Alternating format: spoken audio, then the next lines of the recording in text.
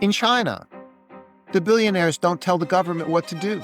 The government tells the billionaires what to do. I mean, it's in the essence, there it is right there. Imagine you are the president of a country. Now imagine there is someone even more powerful than you. Not another politician, not the military, but a billionaire.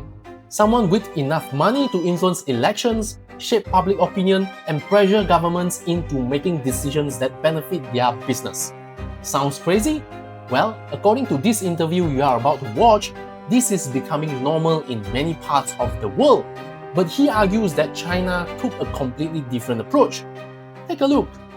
In China, the billionaires don't tell the government what to do. The government tells the billionaires what to do. I mean, it's in the essence, there it is right there. China's like, no. We have a government in Beijing. We have the People's Congress. How big is a Congress in the United States? 50 people.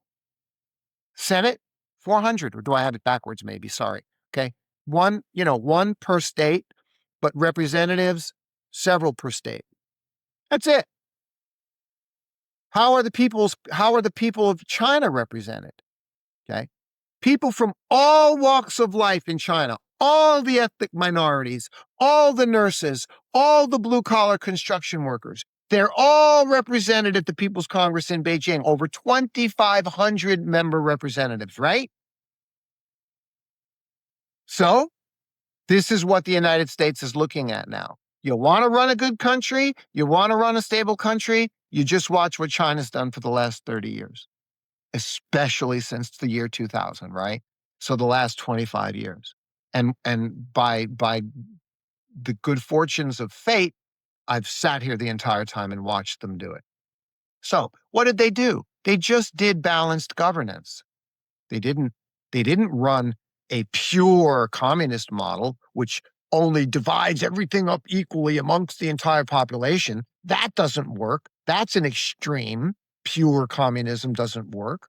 But then on the other end, you have pure vulture capitalism, where nothing matters but profits. Corporations have no obligation to the society whatsoever. They only have obligation to the profitability to their shareholders. Per share earnings. Okay? Per share earnings, the PE ratio. And if we lay off 50,000 workers, our earnings improve. Well, but what does laying off 50,000 workers do to the society? That's not our concern. We're a corporation. We're beholden to pure profits. Well, that's vulture capitalism, and that's the other extreme. Okay, and that's where America's at, right? So China's not in this extreme over here. China's doing both. China is saying, whoa. We have to build up. We have to continue solidifying the foundation of our stock market. We have to continue solidifying the foundation of our industries, building up our tech and AI sector. But along the way, we have to do all of that for the benefit of the entire country and entire society. We cannot neglect the people of the entire society.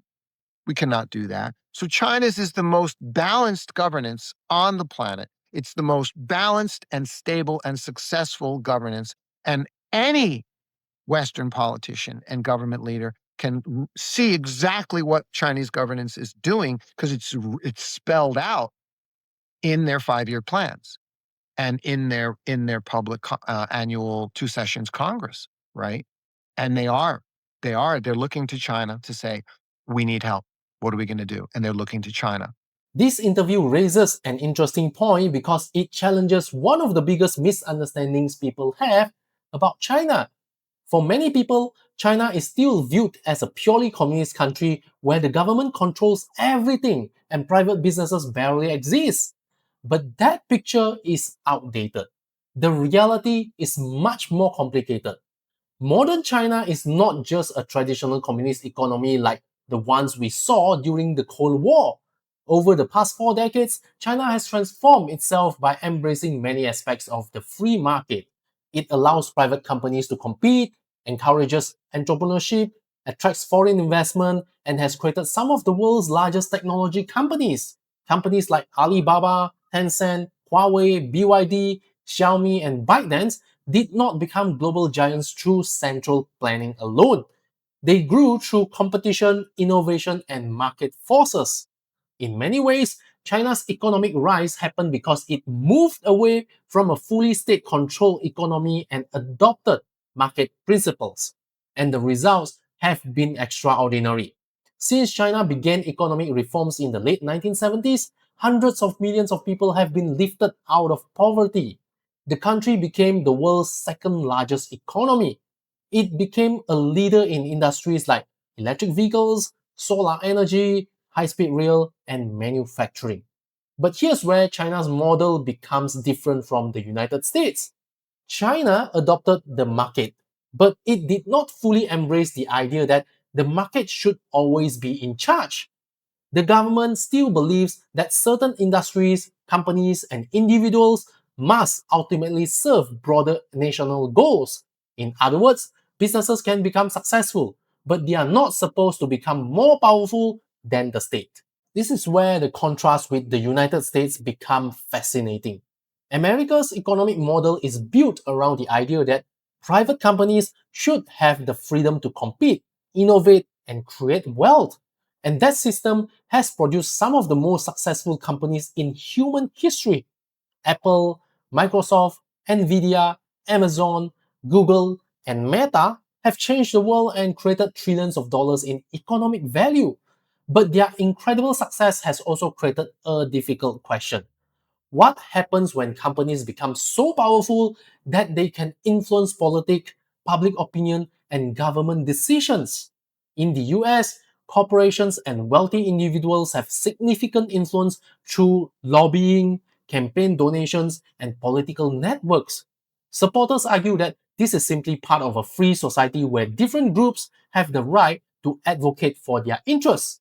But critics argue that the system can create an imbalance where ordinary citizens may struggle to compete with organizations that have billions of dollars behind them. This is the concern raised by many critics of modern capitalism. The problem is not that companies become successful. The problem is what happens when economic power turns into political power. And this is where China's approach is fundamentally different.